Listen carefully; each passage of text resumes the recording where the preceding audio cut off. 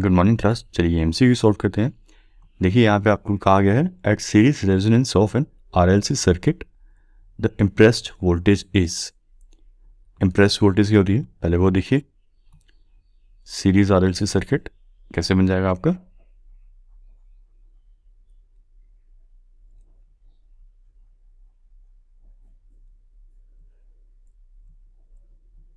ये आ गया आपका सीरीज आरएलसी सर्किट, ये आ गया आर, ये एल, ये सी। इम्प्रेस्ड वोल्टेज आपकी सप्लाई वोल्टेज होगी, इनपुट वोल्टेज, इनमें से किसी भी वोल्टेज को आप इम्प्रेस्ड वोल्टेज कह सकते हैं। सो इम्प्रेस्ड वोल्टेज क्या सी होगी, इनपुट वोल्टेज। तो आपसे पूछा गया है यहाँ पे कि impressed voltage in series RLC circuit is equal to inductive drop, resistive drop, capacitive drop और ग्रेटर देन रेजिस्टिव ड्रॉप। आपको ये बताना है यहाँ कि इम्प्रेस्ड वोल्टेज सप्लाई वोल्टेज किसके बराबर होती है, equal to resistive drop, inductive drop और कैपेसिटिव ड्रॉप और ग्रेटर देन कैपेसिटिव ड्रॉप। आपको यहाँ से आंसर चूज करना है। So answer is equal to resistive drop. आपका जो रेजिस्टिव ड्रॉप होता है that is equal to your supply voltage. VL is equal to Q times supply voltage, and similarly VC capacitive drop is equal to Q times the supply voltage, where Q is quality factor of the circuit, which can be given as Q is equal to XL divided by XR, XL divided by R or XC divided by R, as at resonance XL is equal to XC. So Q can be given as XL divided by R और XC divided by R। यहाँ पे देखिए होता क्या है, at resonance आपकी जो supply voltage होती है that is all around your resistor। आपकी जितनी भी सप्लाई वोल्टेज होती है वो सारी की सारी आपकी रेजिस्टर के क्रॉस होती है। तभी हम कहते हैं कि सीरीज रेजोनेंस में जो करंट होती है वो मैक्सिमम होती है और उसका मैग्नीट्यूड कितना होता है, supply voltage divided by R, क्योंकि आपकी सारी वोल्टेज आपके रेजिस्टर के क्रॉस होती है। और VL और VC आपस में मिलके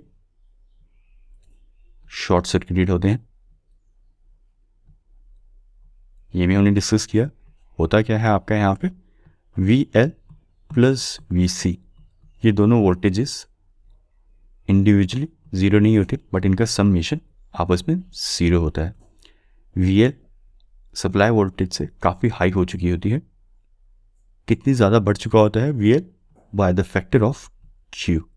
सिमिलरली VC भी सप्लाई वोल्टेज से काफ़ी ज़्यादा बढ़ चुका होता है, मैग्नीफाई हो चुका होता है बाय व्हाट फैक्टर, Q। और Q क्या होता है, क्वालिटी फैक्टर। अब नेक्स्ट एग्जामिनेशन में आपसे पूछा जाए एट सीरीज रेजोनेंस VL की क्या वैल्यू होती है या VC की क्या वैल्यू होती है एट सीरीज रेजोनेंस सर्किट। सो आप बताएंगे वहाँ पे Q टाइम्स VS। ये दोनों यहाँ पे VL और VC मैग्नीट्यूड में इक्वल होते हैं, फेज डिफरेंस में 180 डिग्री आपस में अपोजिशन में होते हैं VL एंड VC। उसी की वजह से ये आपस में कैंसिल आउट करके VL plus VC equal to 0 हो जाता है। और VL प्लस VC आपस में मिलके टोटल वोल्टेज 0 बनाते हैं। तभी हम कहते हैं L and C together behave as short circuited at resonance. Individually L और C के क्रॉस वोल्टेज होती है, दोनों मिलके आपस में वोल्टेज 0 बन जाती है, इसलिए हम कहते हैं L and C together behave as short circuited at resonance case. So for this MCQ your answer is B, impressed voltage is equal to resistive drop.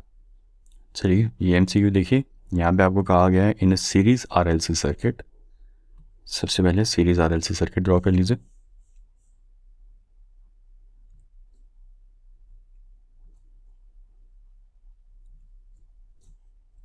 ये आ गया आपका series RLC circuit.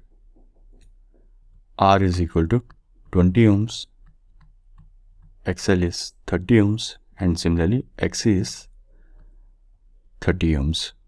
So if the supply voltage across the combination is 100 sin 100 pi t plus 30 degree, the instantaneous current and the power factor of the circuit are respectively, मतलब आपसे current I और power factor इस circuit का पूछा गया हुआ है। तो देखिए कैसे निकालेंगे। इस सर्किट में अगर आप नोटिस करें that XL is equal to XC, मतलब ये सर्किट क्या है, एट रेजोनेंस है,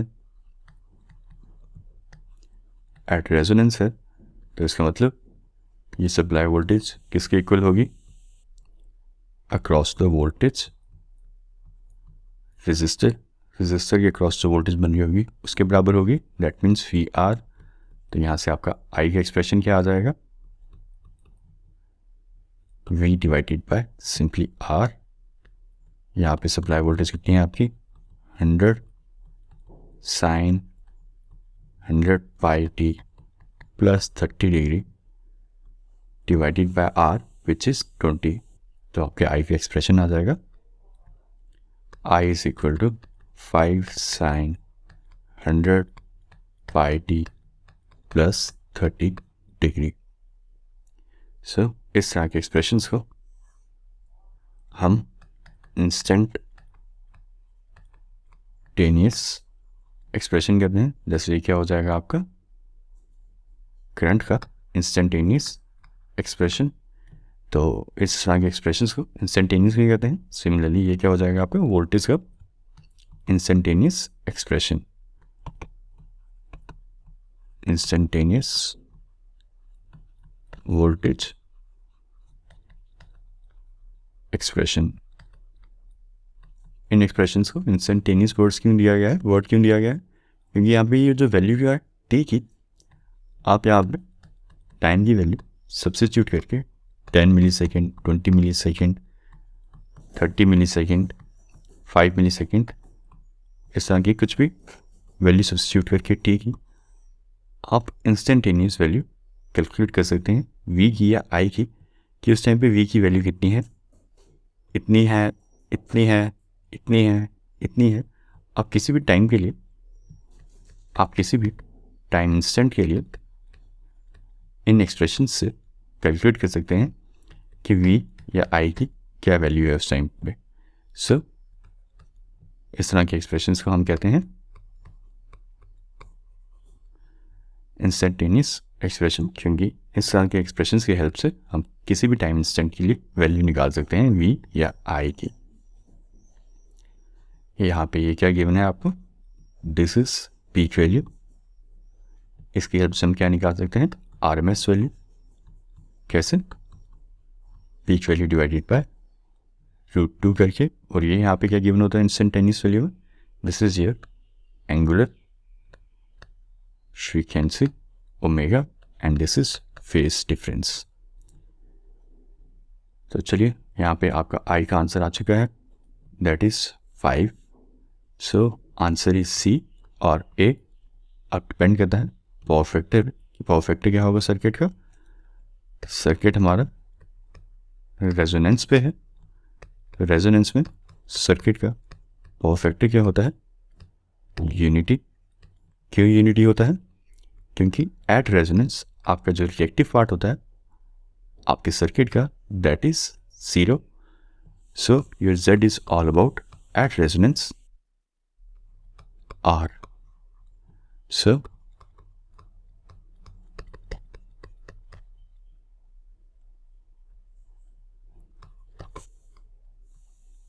एट रेजोनेंस आपका पावर फैक्टर एंगल क्या बन जाएगा, tan phi equal to 0 divided by R which can be equal to seen to be 0 degree. और पावर फैक्टर क्या बन जाएगा आपका,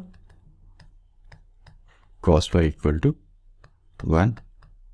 फाई की वैल्यू यहाँ पे आप 0 डिग्री सब्स्टिट्यूट कर देंगे तो आपको आपका पावर फैक्टर मिल जाएगा 1।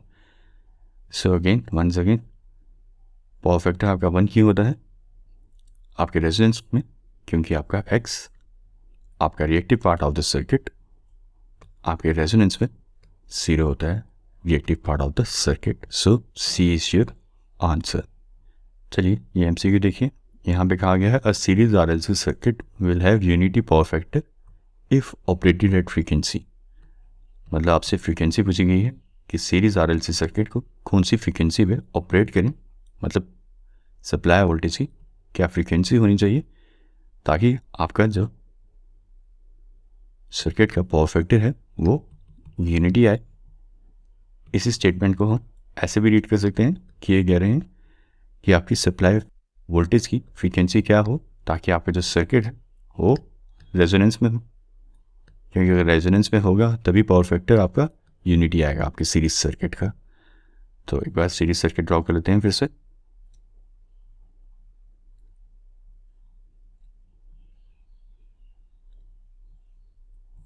ये आ गया आपका सीरीज RLC सर्किट। आपसे कहा गया है कि इस टाइम पे आपकी सप्लाई वोल्टेज की क्या फ्रीक्वेंसी रखें ताकि इसका पावर फैक्टर यूनिटी आए। तो पावर फैक्टर यूनिटी का आ गया है, इसका मतलब आपका सर्किट रेजोनेंस में होना चाहिए। और रेजोनेंस की क्या कंडीशन रहती है सीरीज RLC सर्किट में, कि आपका रिएक्टिव पार्ट 0 होना चाहिए। रिएक्टिव पार्ट 0 मतलब JX इक्वल टू 0, और we can also write XL minus XC should be equal to 0. Similarly, we can write XL equal to XC, and we can break down XL and XC in this way. And from here, you can see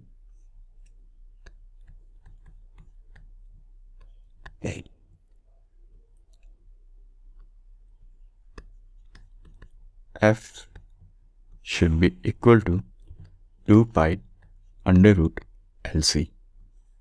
आपकी input voltage की frequency इतनी होनी चाहिए। Then at that case आपका जो circuit है उसका power factor जो है वो यूनिटी होगा। कितनी होनी चाहिए आपकी सप्लाई वोल्टेज की frequency 1 divided by 2 pi under root LC। चलिए ये MCQ देखिए, यहाँ पे आपको कहा गया है 3 फेज बैलेंस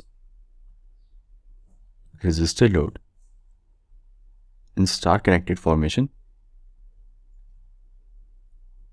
आपके पास इस तरह से है। And if one of the resistor is disconnected, अगर यहाँ का जो रेजिस्टर है if that resistor gets disconnected, तो बताइए percentage reduction in load will B.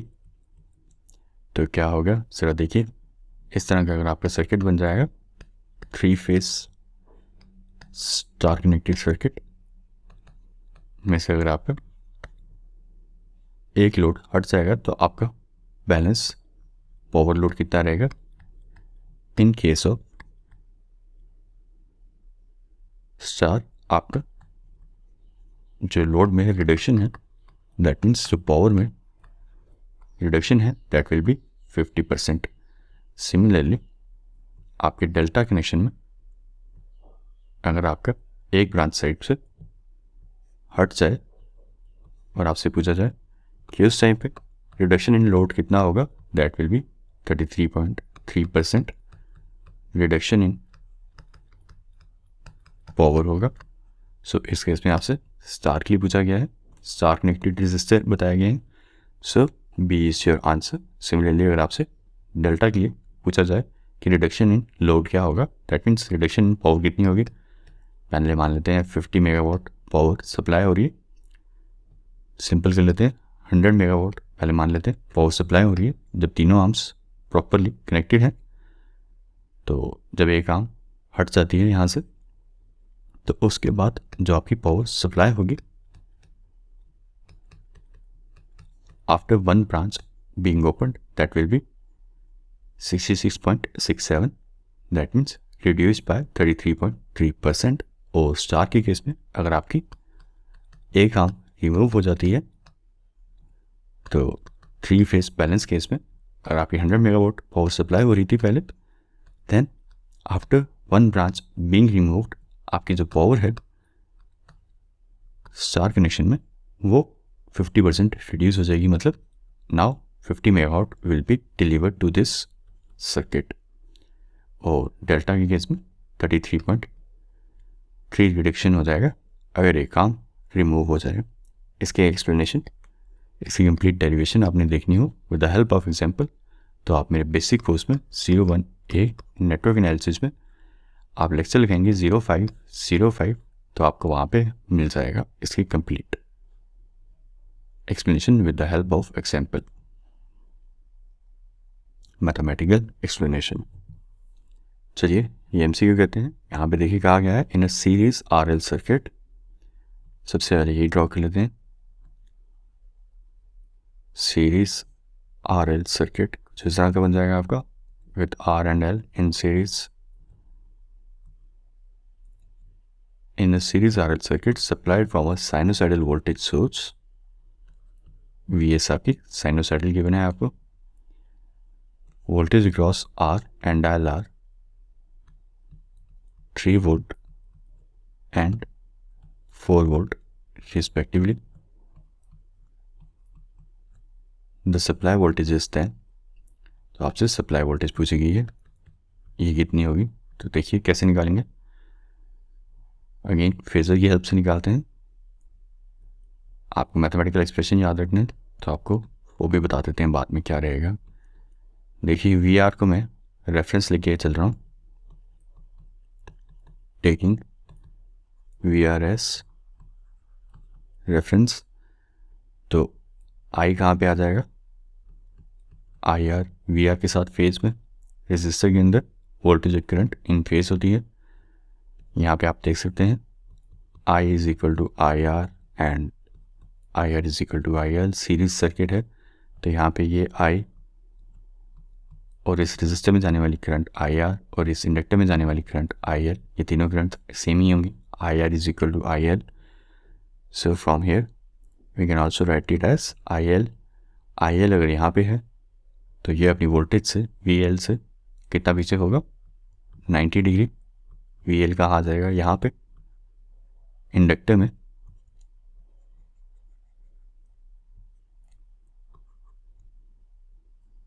कैसे कहेंगे, करंट लैग करती है वोल्टेज को बाय 90 डिग्री। तो वही मैंने यहाँ पे ड्रॉ किया है। ये आ गया आपके पास आपके फेजेस।